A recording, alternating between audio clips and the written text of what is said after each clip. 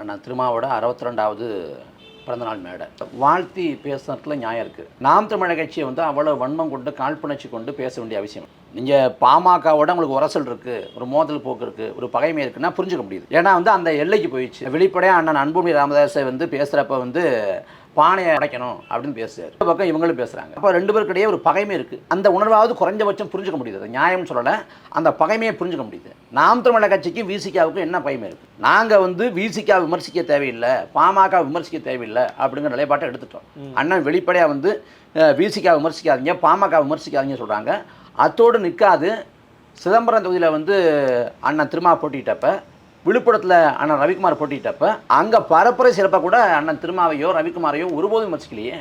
விசிகா விமர்சிக்காமல் முழுதாக கடந்து போகிறாங்க.